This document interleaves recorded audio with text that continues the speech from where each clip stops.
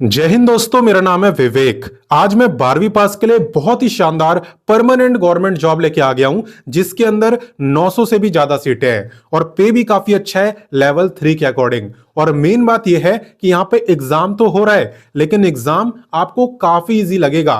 क्यों इजी लगेगा, क्यों आसान लगेगा, यह भी मैं आपको बताऊंगा। इसके पीछे काफी बड़ा रीजन है। और इतना ही नहीं, यहां पे एग्जाम को क्वालिफाई करने के लिए आपको 30% मार्क्स लाने होते हैं, यानी 100 में से 30 मार्क्स। क्लियर? तो इस वैकेंसी की सारी जानकारी मैं आपको दूंगा। अप्लाई कैसे करना है, सिलेक्शन कैसे होगा, किस बुक से आप तैयारी कर सकते हो, एज लिमिट कितनी है, एप्लीकेशन फी कितनी है, सब कुछ आपको बताऊंगा।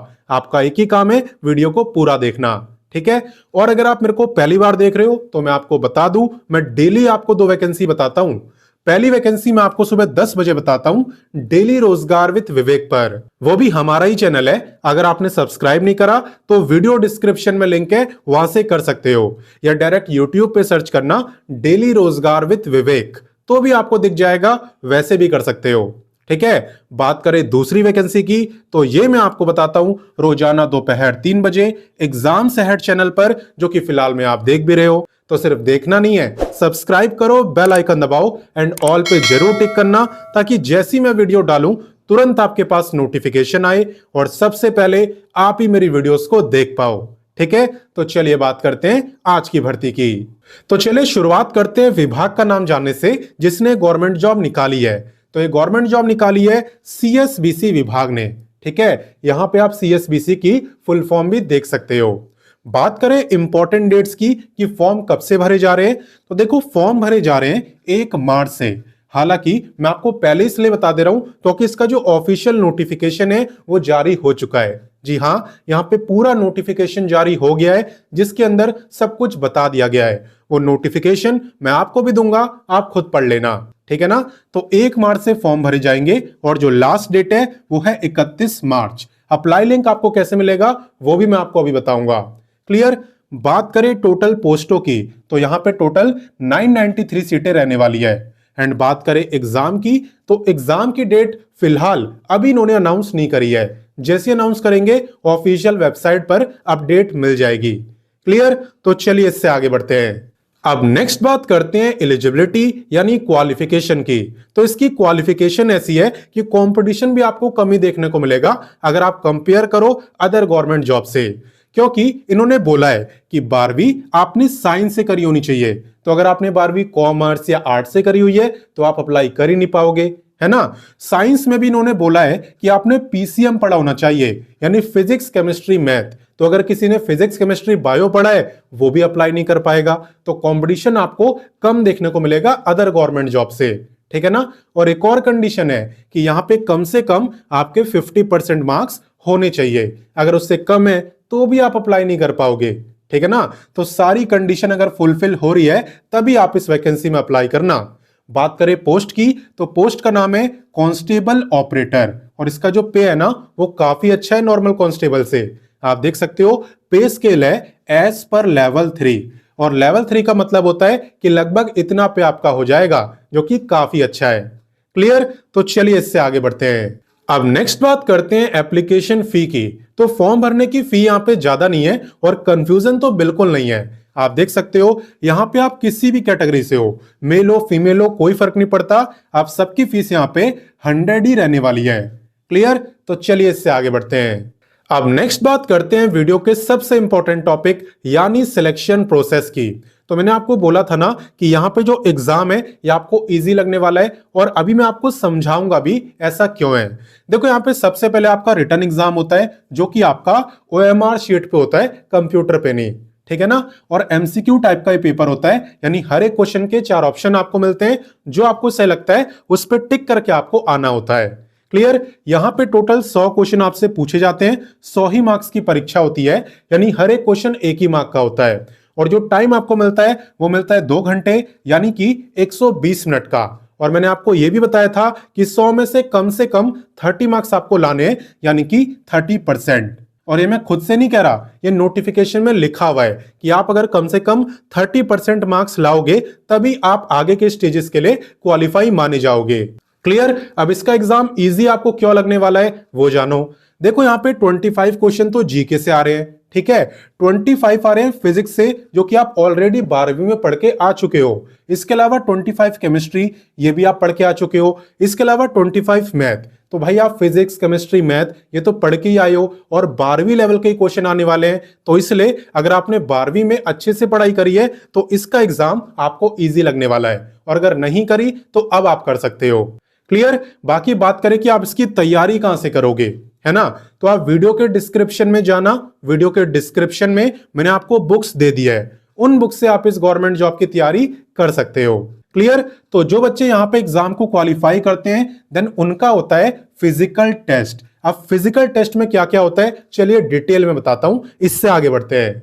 देखो फिजिकल टेस्ट के अंदर काफी सारी चीजें होती है, जैसे कि यहां पे आपको रनिंग करनी होती है। अगर आप मेल हो तो आपको 6 मिनट में 1600 मीटर भागना होता है, और अगर आप फीमेल हो तो आपको 1 किलोमीटर भागना होता है 5 मिनट में। इसके अलावा आपको लॉन्ग जंप करनी होती है, मेल को 4 फीट की और फीमेल को 3 फीट की। इसके अलावा आपको गोला फेंक करना होता है, यानी कि आपको 16 पाउंड की बॉल को 16 फीट दूर फेंकना होता है अगर आप मेल हो, और अगर आप फीमेल हो तो आपको 12 पाउंड की बॉल को 12 फीट दूर फेंकना होता है अगर आप फीमेल हो। क्लियर। तो चलिए इससे आगे बढ़ते हैं। अब नेक्स्ट बात करते हैं हाइट एंड चेस्ट की, क्योंकि आप भी जानते हो कि पुलिस लाइन में हाइट और चेस्ट काफी मैटर करती है ना। तो देखो अगर आप मेल हो और आप आते हो जनरल या ओबीसी में, तो आपकी जो हाइट है ना वो कम से कम 165 सेंटीमीटर होनी चाहिए, और अगर आप मेल हो लेकिन SC ST के तो आपको रिलैक्सेशन मिल रहा है, यानी कि आपकी हाइट कम से कम 160 सेंटीमीटर होनी चाहिए। अब बात करते हैं फीमेल की, तो फीमेल की कैटेगरी से मतलब नहीं है, सभी फीमेल की जो हाइट है वो कम से कम 155 सेंटीमीटर होनी ही चाहिए, तभी आप इसमें अप्लाई करना। क्लियर। इसके अलावा चेस्ट की बात करते हैं जो कि सिर्फ मेल की देखी जाती है। तो अगर आप जनरल या ओबीसी के मेल हो तो आपकी चेस्ट बिना फुलाए 81 सेंटीमीटर होनी चाहिए, और फुलाने के बाद 86 सेंटीमीटर। क्लियर। इसके अलावा अगर आप SC ST के मेल हो तो आपकी चेस्ट बिना फुलाए 79 होनी चाहिए, और फुलाने के बाद एटलीस्ट 84 सेंटीमीटर। क्लियर। तो पहले आप अपनी हाइट चेस्ट ये सब नाप लेना, मेजर कर लेना, उसके बाद इस वैकेंसी में अप्लाई करना, ठीक है ना। तो चलिए इससे आगे बढ़ते हैं। अब नेक्स्ट बात करते हैं एज लिमिट की, और उसके बाद अप्लाई करना सीखेंगे। देखो एज की अगर बात करें तो ये काउंट होने वाली है 1/8/2026 से।